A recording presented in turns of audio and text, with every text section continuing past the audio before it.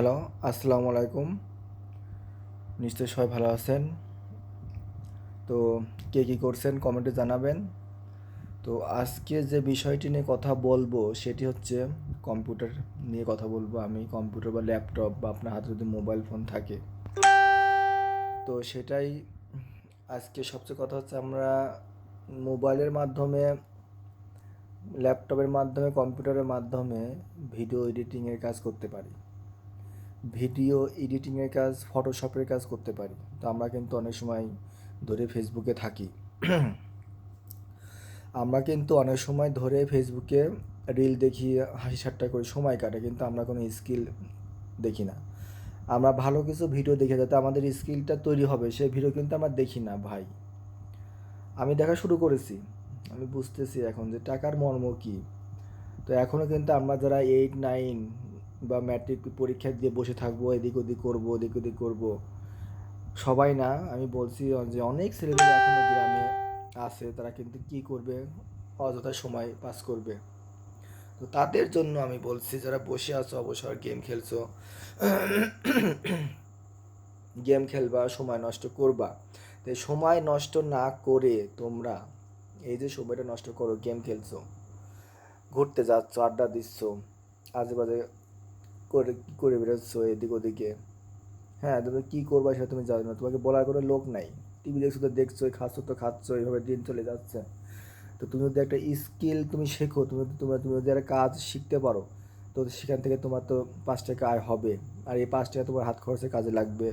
তোমার সামনে জার্নি কিন্তু আস্তে আস্তে শুরু হবে। তা আমি সেই সব ভাইদের, সেই সব বন্ধুদের বলবো যে তোমরা মোবাইলটা একটু কাজে লাগাও।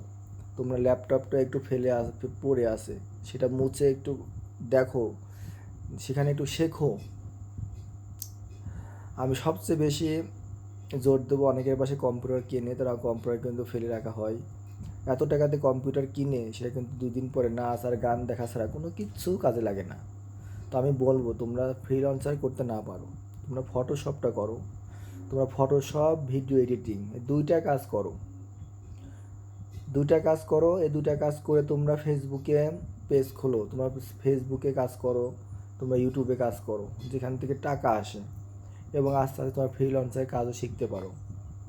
তোমরা যদি ফেসবুক, ইউটিউবে কাজ নাও করো, তো তোমরা যদি কোথাও ফটোশপের দোকানে কাজ করো, ছবি যেখানে তোলে, ছবি ছোটো করা, পাসপোর্ট সাইজ করা, বড় করা, কালারিং করা, হ্যাঁ, যেসব থাম্বনেলগুলো সৃষ্টি করা হয়, বা অন্যদের জন্য কাজ করো, করে সেখানে তুমি কিন্তু একটা আর্থিক একটা বেতন, মাসে একটা বেতন তুমি পেতে পারো। তোমার তো কত উপকার হবে, তোমার অনেক উপকার হবে।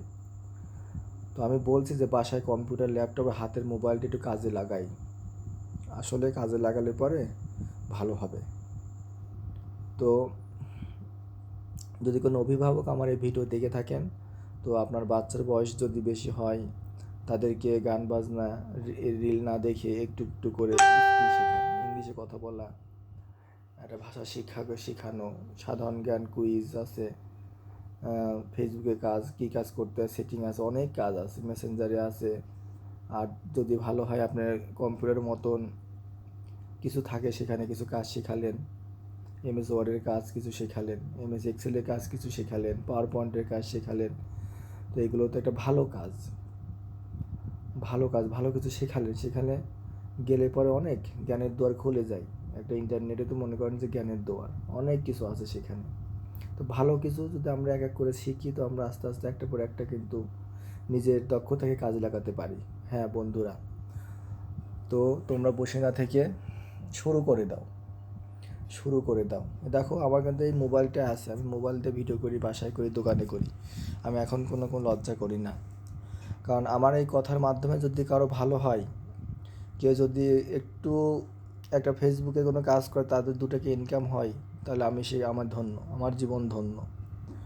আমি এজন্যই বলছি যে তোমরা শুরু করো, তোমরা এখন থেকে শুরু করো, শুরু করলেই হবে।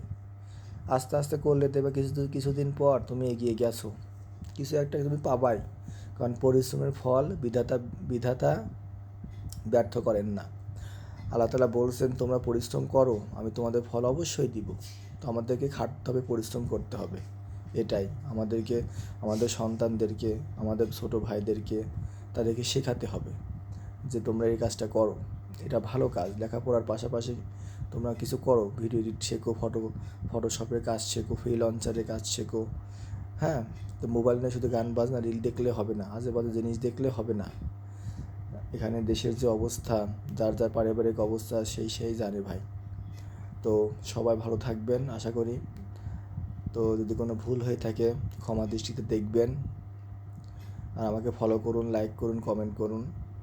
আপনাদের সাথে আছি, থাকবো যদি কোনো অসুবিধা না হয়, আর যদি হাতের মোবাইলটা যদি ভেঙে না যায়। তো সবাই আমার জন্য দোয়া করবেন, আমিও দোয়া করি। সবাই ভালো থাকবেন। আসসালামু আলাইকুম।